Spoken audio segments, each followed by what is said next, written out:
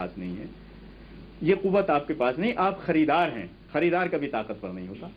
خریدار تو اپنی جیب کے پیسے آپ کی جھولی میں ڈالتا چلا جائے گا. تو اس لیے میں سمجھتا ہوں بہت زیادہ وقت میں نے لے لیا ہے، اور یہ ایک ایسی بات تھی جو یہیں بیٹھے بیٹھے ذہن میں آئی، اور میں نے سوچا کہ اسے آپ کو منتقل کر دوں اور ہم کم از کم اس بارے میں سوچنا شروع کریں.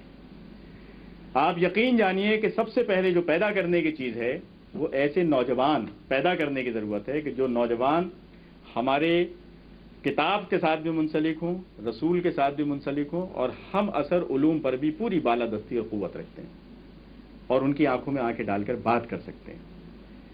اگر ہم نے ایسے نوجوان پیدا نہیں کیے تو 1,00,000 قاری بڑھا لینے سے اور 1,00,000 مفسرین تیار کر لینے سے قوت پیدا نہیں ہوگی. آپ وہیں رہیں گے جہاں ہیں. اپنے وسائل کو وہ آدمی جو آپ کو معلوم ہے، میں ایک بات مکمل کرنے سے پہلے ایک چیز کی طرف اور اشارہ کر دوں کہ دنیا میں کلبس بنائے ہیں کمیونٹیز نے. یہودیوں کا کلب ہے ایجوکیشنل کلب ہے. اس کا کام کیا ہے کہ پوری یہودی دنیا سے 10 ایسے نوجوانوں کا انتخاب کرو جو ذہین ترین ہمارے بچے ہیں، اور پھر پوری یہودی کمیونٹی انٹرسٹ فری بینک قائم کر کے کہتی ہے کہ ان کی تعلیم کے لیے جو خرچ ہے کمیونٹی کی ذمہ داری. اور وہ 10 نوجوان جب آگے بڑھتے ہیں تو اس میں سے کوئی ایٹم بم بنانے والا نکلتا ہے اور کوئی اس میں سے چاند کی تسخیر کرنے والا نکلتا ہے. کمیونٹی اپنے بچوں کو پروڈیوس کرتی ہے، تیار کرتی ہے. یہی تو ہیں جو ایک اگر ان میں سے بن گیا پوری دنیا پر حکومت کرے گا. میں اور آپ، پاکستانی معاشرہ ہو، ہندوستانی معاشرہ ہو، مسلمان بچے، ذہین ترین بچے، کیا ان کی تعلیم کے بارے میں ہم نے کچھ سوچا؟ کیا ہم نے اجتماعی طور پر یہ ذمہ داری قبول کی؟ حضور نے سب سے زیادہ علم ان کو دیا جن کا دور پرے سے کوئی رشتہ ناتا آپ سے نہیں تھا. صفا کی مسجد قائم کی تو کون پڑھ رہے ہیں وہاں؟ سلمان فارسی وہاں پڑھ رہے ہیں، بلال حبشی وہاں پڑھ رہے ہیں، حضرت خبیب وہاں یعنی وہ لوگ پڑھ رہے ہیں وہاں جن سے کوئی رشتہ ناتا نہیں ہے، جو مفلوق الحال تھے، جو یہودیوں کے کھیتوں میں کام کرتے تھے اسلام لانے سے پہلے. مفلوق الحال لوگ. علم سب سے زیادہ ان کے حصے، اس لیے کہ اجتماعی نظام ان کو علم دے رہا ہے. آج میرے اور آپ کی سوچ تعلیم کے سلسلے میں رک جاتی ہے میرے گھر کی ڈیوڑی پر. مجھے اپنے بچے کو انجینئر بنانا ہے، مجھے اپنے بچے کو ڈاکٹر بنانا ہے. یہ 2 میرے مقاصد ہیں. اس کے لیے میں دن رات ایک کیے دیتا ہوں کہ میرا بچہ ڈاکٹر بن جائے یا انجینئر بن جائے. لیکن جو آپ کے پڑوس میں آباد بچہ ہے، جو آپ کے بچے سے زیادہ ذہین ہے، آپ نے کوئی ذمہ داری اس کی تعلیم کے سلسلے میں اپنے سر نہیں لی ہوئی. یہ اس کا باپ جانے اور اس کی ماں جانے. اگر اس کے باپ کے پاس پیسے نہیں ہیں تعلیم کے لیے تو یہ مسلم معاشرے کی ذمہ داری نہیں ہے. اس کو مٹ جانا چاہیے، برباد ہو جانا چاہیے. یہ اس کی ذمہ داری نہیں ہے. میں اور آپ کیا کنٹریبیوٹ کرتے ہیں؟ ہم نے کتنے بچوں کی تعلیم کے لیے کبھی سوچا ہے، کبھی غور کیا ہے؟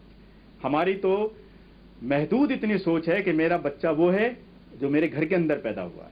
یہ جو میرے پڑوس میں رہتا ہے یہ میرا بچہ نہیں. اگر میرے پاس دولت زیادہ ہے تو میرا بچہ پبلک اسکول میں جائے گا، گرامر اسکول کے اندر جائے گا، امریکن اسکول میں جائے گا.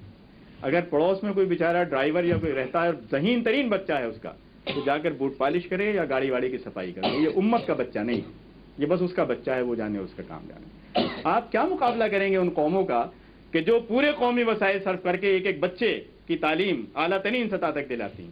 یہی نظام آپ کے یہاں اسماعیلیوں میں چل رہا ہے. یہی نظام آپ کے یہاں ان میں قادیانیوں کے اندر چل رہا ہے. یہی نظام آپ کے یہاں بوہریوں کے اندر چل رہا ہے.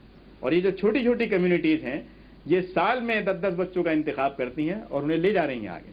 اور یہ جو بھیڑ ہے یہاں سے وہاں تک، یہ صرف انگلیوں پہ تعداد گنتی رہتی ہے کہ ہم 90% ہیں، ہم 10% ہیں، ہم 20% ہیں. شام میں 6% دروزی 94% آبادی پر حکومت کر رہے ہیں. وہ 94% ریت کا ڈھیر ہے، ذرات ہیں ریت کے. کیوں حکومت کر رہی؟ تجزیہ کرنے کی ضرورت ہے. اس لیے بہترین چیز جو آپ امت کو دے سکتے ہیں وہ امت کے ذہین ترین بچوں کی تعلیم کی ضمانت، اور انہیں اس سطح تک لے جائیے کہ ان میں سے ایک بچہ بھی اگر اس قابل ہوا، آج ایک عبد القادر نکل آیا کہیں سے، تو آج پاکستان میں وہ ایٹم کا پورا منصوبہ لیے بیٹھا ہے اور ساری دنیا تلاش کر رہی ہے کہ اس کو اغوا کیسے کیا جائے، اس کو گولی کیسے ماری جائے، اس کو کہاں سے اٹھایا جائے. کبھی فرانسیسی سفیر چلا رہا ہے اس کی تلاش میں، کبھی کوئی اور چلا رہا ہے اور ان کی پٹائی کی جاتی ہے کہ وہ کیوں آتے ہیں، تلاش میں کہ یہ ایک عبد القادر چھین لیا جائے اس امت سے. یہ امت اگر 10 عبد القادر پیدا کر دے پھر اندازہ کیجئے اس کی قوت کا. قوت تو وہ ہے. ایک عبد القادر کسی دینی مدرسے سے اگر نکل کر آ جاتا، یہ نظام نہیں پروڈیوس کر رہا. ہم نے تو دین و دنیا میں ویسے ہی تقسیم کر لیا اپنے آپ. تو ہمیں تو 10 عبد القادر 50 عبد القادر کی ضرورت ہے. یہ لوگ جب تک میسر نہیں آئیں گے اور یہ وہ لوگ ہوں جو دین کا شعور بھی رکھتے ہیں اور دین کی تربیت بھی رکھتے ہیں اور دین کا درد بھی رکھتے ہیں، تو روحانی اور مادی وسائل کی یکجائی کے بعد ہی ہمیں کوئی سربلندی حاصل ہو سکتی ہے۔ یہ میری تقریر کا موضوع نہیں ہے، بلکہ یہ قرآن کا فیصلہ ہے جس کی طرف میں آپ کو توجہ دلا رہا ہوں۔ خدا کرے کہ ہمیں اپنی ذمہ داری کا احساس ہو اور ہم واقعتاً امت کی ترقی اور سربلندی کے لیے کوئی ٹھوس کام کر سکیں۔ اور یہ جو ہم بے پناہ اپنے وسائل، کس قدر بدبختی کی بات ہے کہ ہم ایک دن کے اندر 50 روپے کی آئس کریم کھا جاتے ہیں، 40 روپے کے سگریٹ پی جاتے ہیں، خدا جانے کس کس نام سے آتی ہیں، لیکن کسی چیز پر اگر ہماری رقم نہیں جاتی تو وہ قوم کو ایجوکیٹ کرنے کا مسئلہ ہے۔ کتاب مہنگی نظر آتی ہے، رسالے مہنگے نظر آتے ہیں، اخبار کا بل بہت بھاری نظر آتا ہے، اور وہیں بیٹھے بیٹھے 100 روپے کے پستے چبا جاتے ہیں کہ محفل کے اندر، اور پتہ نہیں کتنے روپوں کی چائے پی جاتے ہیں، کولڈ ڈرنک پتہ نہیں کتنے روپوں کا پی جاتے ہیں، اور کولڈ ڈرنک کے ساری پیسے یہودیوں کی جیب میں لے جا کے ڈال دیتے ہیں۔ کوئی صدمہ اس پر نہیں ہوتا، صدمہ صرف علم کے نام پر خرچ ہونے والی رقم سے۔ تو یہ زوال علم ہے کہ جو ہماری بربادی کا سبب ہے، اور جب علم کا لفظ استعمال کیا جاتا ہے تو علم میں ہم اثر علوم اور دینی علوم یہ سب کے سب اس کے اندر شامل ہیں، ان میں سے کوئی چیز خارج نہیں ہے۔ تو خدا کرے کہ یہ شعور ہم کو حاصل ہو، یہ شعور عام ہو۔ مسلم امت یہ جو آپ محلات کے محلات بنائے چلے جا رہے ہیں، اور وہ جو مدائن کی عمارات کے اللہ تعالیٰ نے، مجھے تو وہی نقشہ نظر آتا ہے، یہ آپ کی قوت نہیں، یہ آپ کی کمزوریاں ہیں۔ جب آپ ایک عالی شان عمارت بنا لیتے ہیں تو آپ کو قوت نہیں وہاں پہنچاتی، وہ آپ کو کمزور کر دیتی ہے۔ اس لیے کمزور کر دے۔ آج امریکہ کی کمزوری کیا ہے؟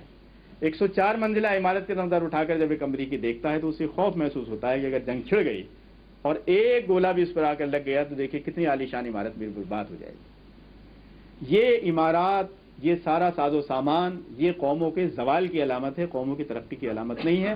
ایک مثال دیا کرتا ہوں کہ آپ اگر پیدل چل رہے ہوں اور آپ کے کاندھے پر ایک چھوٹا سا تھیلا یا تکیہ رکھ دیا جائے تو آپ کی رفتار اگر 3 میل ہوگی تو 2 میل رہ جائے گی، اور آپ کے ہاتھ میں 2 تھیلے تھما دیے جائیں تو آپ کی رفتار آدھا میل رہ جائے گی۔ اسی طرح جب کسی پر تمدن کا بوجھ لگتا ہے، بدویت میں قومیں ترقی کرتی ہیں، تمدن کا بوجھ لگتا ہے تو ٹھہراؤ آ جاتا ہے، سمٹنے لگتے ہیں، گدے غالیچے بچھنے لگتے ہیں اور اس میں خود بھی بچ جاتے ہیں، ختم ہو جاتے ہیں۔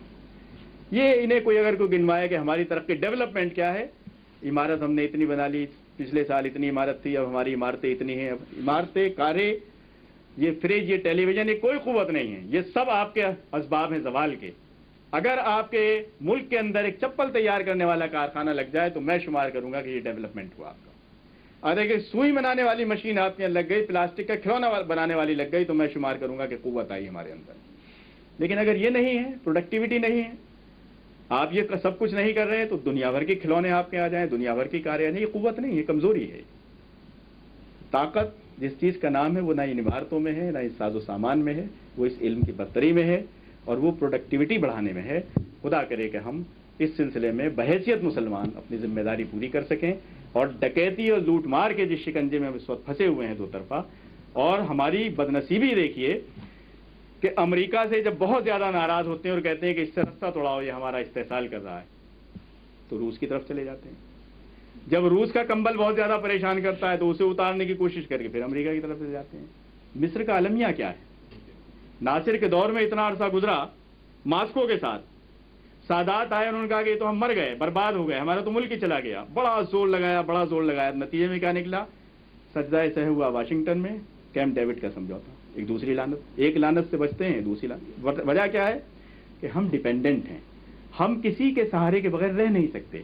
جب تک ہم یہ بیساکھیاں نہیں گرائیں گے، ہمیں یا بیساکھی روس کی درکار ہے یا بیساکھی امریکہ کی درکار ہے۔ دونوں سے اگر ہم چھٹکارا پانا چاہیں تو کار کہاں سے آئے گی، پیٹرول کہاں سے آئے گا، اسلحہ کہاں سے آئے گا، پڑوسی سے لڑنے کے لیے اپنی حفاظت کرنے کا ساز و سامان کہاں سے آئے گا؟ بھکاری ہمیں بہرحال لینا ہے، کشکول کبھی ایک کے دروازے پر، کبھی کشکول دوسرے کے دروازے پر۔ جب تک یہ کشکول ہاتھ سے نہیں گرے گا اور جب تک ہمارے ہاتھوں میں یہ قوت پیدا نہیں ہوگی کہ ہم وہ چیزیں پروڈیوس کریں جو چیزیں مانگتے ہیں، تب ہمارے پاس قوت آئے گی، تب ہم دنیا کے اندر عزت کے ساتھ زندہ رہ سکیں گے۔ وآخر الدعوانا